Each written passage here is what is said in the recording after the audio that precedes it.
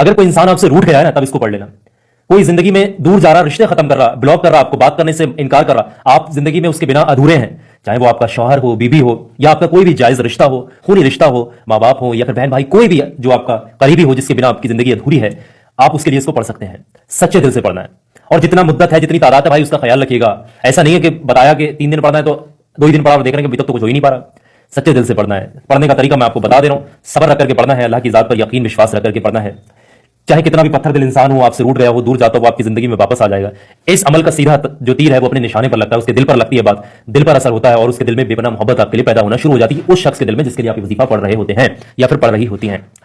مرد یا پھر عورت، لڑکا لڑکی، کوئی بھی پڑھ سکتا ہے، کسی کے لیے بھی پڑھا جا سکتا ہے. کسی کا دل توڑنے، اجاڑنے، کسی کا گھر برباد کرنے، پریشان کرنے، کسی کا دل دکھانے کے لیے قطعی بھی کسی بھی انسان کو اجازت نہیں ہے، ورنہ پھر آپ کو گناہ ملے گا. جو بھی درود پاک آپ کو یاد ہے، اگر کوئی چھوٹے سے چھوٹا درود پاک بھی یاد ہے تو وہ بھی پڑھ سکتے ہیں، اور جو سب سے چھوٹا درود پاک وہ ہے صلی اللہ تعالی علیہ وآلہ وسلم، اس کو بھی پڑھ سکتے ہیں. اس کے بعد میں آپ نے 100 مرتبہ آپ نے پڑھنا ہے بسم اللہ پڑھ کر شروع کریے گا. بسم اللہ الرحمن الرحیم، یا ودود یا ودود یا ودود یا ودود 100 ٹائم آپ نے پڑھنا ہے. ایک تسبیح پڑھ لیجیے گا، 100 دانوں، یہ فنگر جو بھی آپ کاؤنٹ کر سکتے ہیں.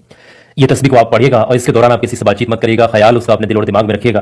اس کے بعد میں یا کریمو، یعنی کرم کرنے والی ذات جو کہ اللہ کی ہے، اس کو پکارنا ہے 21 مرتبہ. اس کو بھی بسم اللہ پڑھ کر شروع کریے گا. بسم اللہ الرحمن الرحیم، یا کریمو یا کریمو یا کریمو. اس طریقے سے آپ 21 مرتبہ پڑھیے گا. پھر آپ ایک بار پھر سے پڑھیے گا بسم اللہ الرحمن الرحیم.